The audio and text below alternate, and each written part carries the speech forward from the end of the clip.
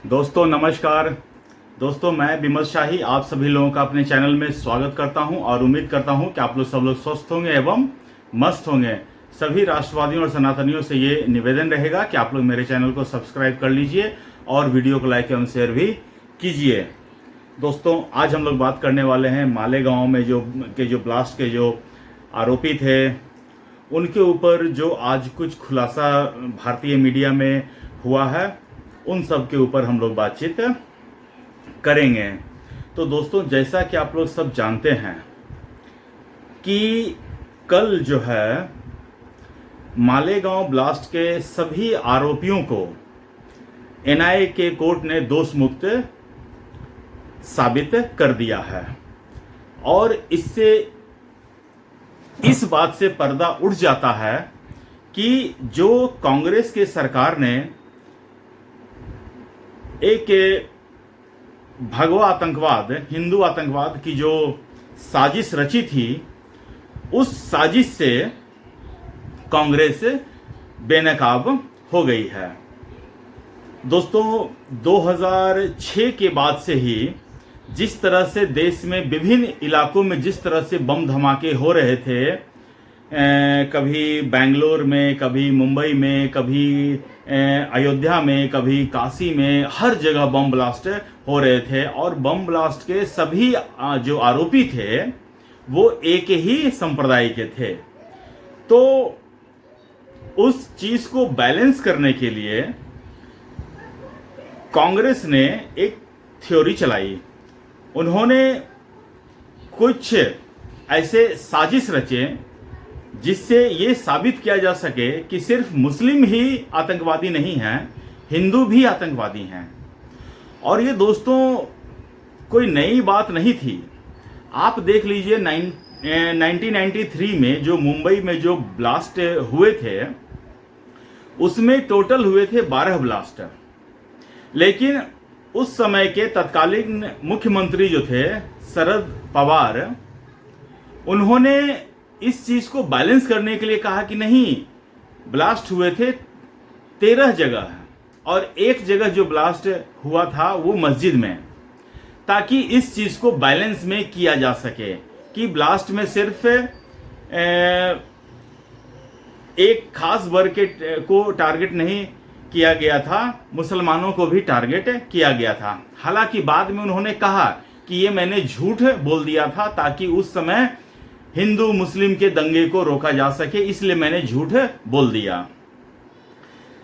यही काम कांग्रेस की सरकार 2004 से 14 के बीच में करने का कोशिश किया था। उसमें से एक है मालेगांव ब्लास्ट।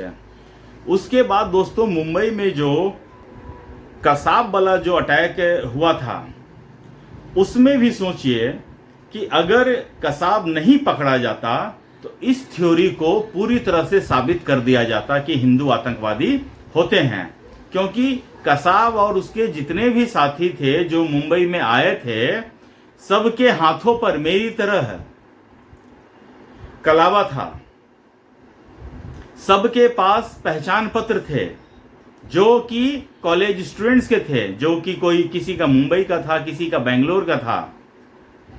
अगर कसाब जिंदा नहीं पकड़ा जाता तो ये थ्योरी पूरी तरह से साबित कर दी गई होती कि ये पूरा जो इंसिडेंट है वो हिंदुओं ने करवाया है, क्योंकि किताब तो पहले से ही छपकर तैयार थी।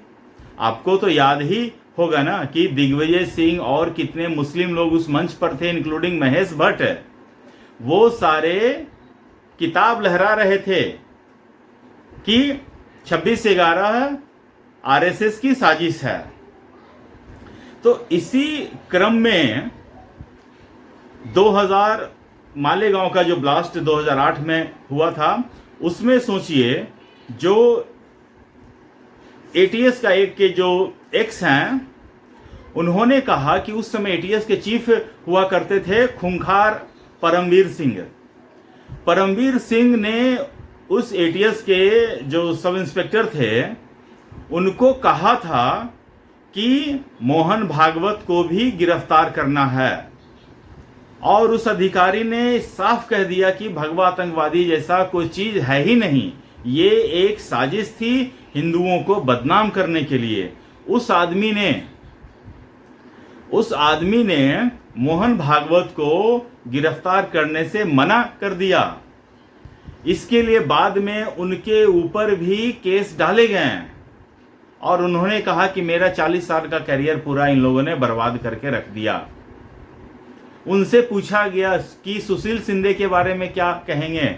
सुशील शिंदे वो आदमी थे जिन्होंने पहली बार भगवा आतंकवाद शब्द का यूज किया गया था, हिंदू आतंकवाद शब्द का यूज किया था, और उनके बारे में उन्होंने बोलने से मना कर दिया कि हम इनके बारे में कुछ नहीं बोलेंगे। इसका मतलब दोस्तों, उनके मन में बहुत सारे राज छुपे हुए हैं। वो जानते हैं कि अगर उन्होंने राज उगल दिए तो सुशील शिंदे और जितने भी कांग्रेस के चमचे हैं वो सारे एक्सपोज हो जाएंगे। हो चुके हैं एक्सपोज। दोस्तों, इस देश में हिंदुओं को बदनाम करने की साजिश कांग्रेस की आज की नहीं है, बहुत पुराने समय से चल रही है। और कांग्रेस साजिश तो हर बार चलती है, लेकिन हर बार विफल होती है। ये सबसे बड़ी बात है। कोई भी साजिश उनका मतलब कि कामयाब नहीं हो पाया है। हर बार कांग्रेस खुद ही बेनकाब हुई है। कांग्रेस तो बम फोड़ते हैं कहीं और, लेकिन चिथड़े उड़ते हैं कांग्रेस के ही। ये बात तो बिल्कुल सत्य वचन है। दोस्तों, जिस समय कर्नल पुरोहित को या फिर साध्वी प्रज्ञा सिंह को गिरफ्तार किया गया था, उन्हें तमाम तरह की यातनाएं दी गई थी। साध्वी प्रज्ञा सिंह ठाकुर दीदी का मैं इंटरव्यू सुनता हूं तो मेरे रोंगटे खड़े होते हैं कि कितनी यातनाएं उनको दी गई थी। 24 दिन उनको सोने नहीं दिया गया था, उन्हें पीटा था, उन्हें नुकीले कील पर बैठने को मजबूर किया गया था, उन्हें गंदी गंदी फिल्में दिखाई गई थी, और ये सब करने वाला none other than Paramvir Singh था। दोस्तों, जिसने भी ये साबित करने की कोशिश की कि हिंदू आतंकवादी होते हैं, उनकी गति आज देख लीजिए। मैं हेमंत करकरे सर का नाम इसमें नहीं लूंगा क्योंकि वो अब इस दुनिया में नहीं रहे, उन्हें शहीद की दर्जा प्राप्त है, लेकिन हेमंत करकरे भी इस काम में लिप्त थे। और परमवीर सिंह की गति अब आप देख लीजिए। दोस्तों, आदमी अपना चाल चरित्र और चेहरा कभी छुपा नहीं पाता है, वो कभी न कभी एक्सपोज होकर ही रहता है।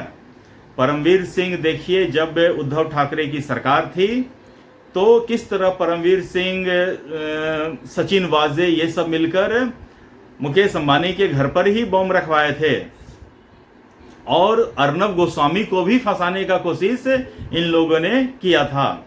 जब उद्धव ठाकरे की सरकार थी तो परमवीर सिंह के क्या जलवे होते थे भैया। उनके उस समय क्या, मैं उनका इंटरव्यू देखता हूं तो क्या रौब था उनका। देखिए आज कहां हैं, कोई वो पूछने वाला नहीं है। वो उद्धव सरकार कहां है, कोई पूछने वाला नहीं है। लेकिन जिनके खिलाफ इन लोगों ने साजिश रची, वो देखिए बुलंद होकर अर्नब गोस्वामी अपना चैनल चला रहा है। आज साध्वी प्रज्ञा दीदी, कर्नल पुरोहित सारे निर्दोष करार दिए गए हैं, और उन्हें देखिए मुंह छुपाने के लिए धरती पे जगह नहीं है। परमवीर सिंह, उद्धव ठाकरे को बेशर्मों की तरह कहीं दिख जाए तो इसके लिए मैं रिस्पॉन्सिबल नहीं हूं। लेकिन दोस्तों, अमित शाह ने अभी लोकसभा में सबके सामने कहा कि हिंदू कभी आतंकवादी नहीं हो सकते हैं, और इस बात से कुछ लोग, विपक्ष के लोग इतने चिढ़ गए हैं, मतलब कि उन्होंने एक्स पर ट्रेंड चला रहा है कि नाथूराम गोडसे स्वतंत्र भारत का पहला आतंकवादी था।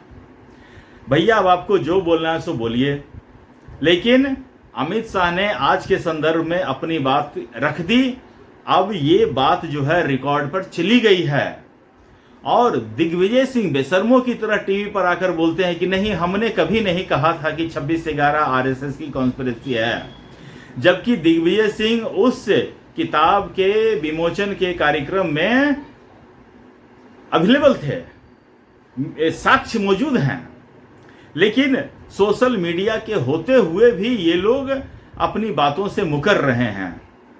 सोचिए अगर आज के समय में सोशल मीडिया नहीं होता तो ये लोग इस थ्योरी को पूरी तरह से इस धरती पर स्थापित कर देते कि भगवा आतंकवाद है, हिंदू आतंकवादी होते हैं। दोस्तों, हमें इस देश में जितने तरह की अफवाह फैलाई जा रही हैं, हमें सतर्क होकर बिना एप्रोप्रिएट सोर्स से सूचना मिलने तक किसी भी तरह का रिएक्शन देने से बचना चाहिए। यही मैं आज इस वीडियो के माध्यम से कहना चाहूँगा। और हिंदू सनातन सबकी जय है, विजय है और सर्वदा जय रहेगी। तो दोस्तों, आप लोग अपना ख्याल रखिए, स्वस्थ रहिए, मस्त रहिए। तब तक के लिए नमस्कार, बाय।